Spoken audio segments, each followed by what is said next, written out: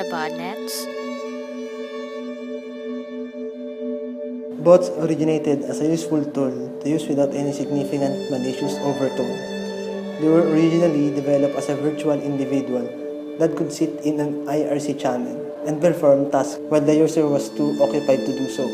Soon after the release of the first IRC bot, a few worms exploited vulnerabilities in IRC clients began to appear, and all of the intruders, bots are without a doubt, became the most ruthless. They install themselves in your computer if you run a malicious software in an email attachment, as if it were hypnotizing your computer. From this moment on, you are the owner of a zombie PC.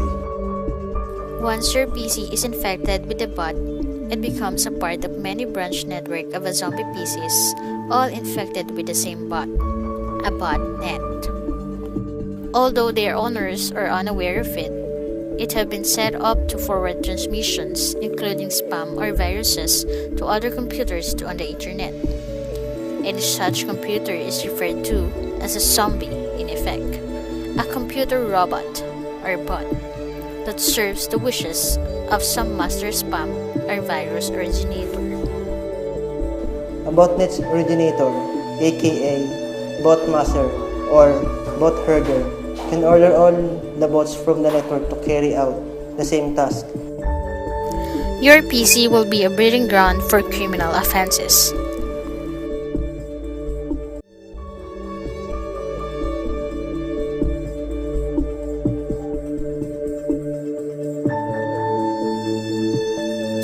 Denial of service attack, where multiple systems autonomously access a single internet service in a way that appears legitimate, but much more frequently than normal use, and cause the system to become busy.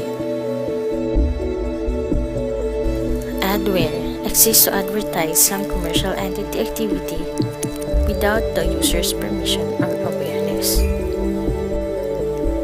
Spyware is software which sends information to its creators about the user's activities, typically passwords, credit card numbers, and other information that can be sold on the black market.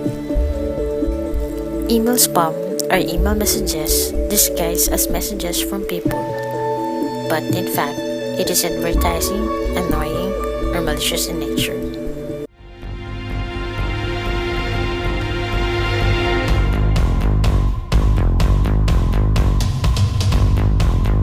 Tidser, spread through spam email arriving as an attachment.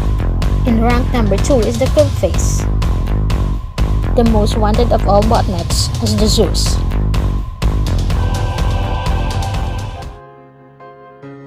Preventive measures. Install antivirus program and update it regularly. Install a firewall.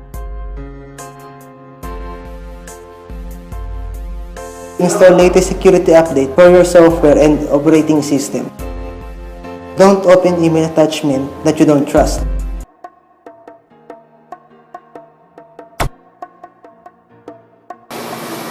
Nowadays, there are lots of things that can be easily done with the use of technology, but that doesn't mean that we should use it to harm or do negative things to other people.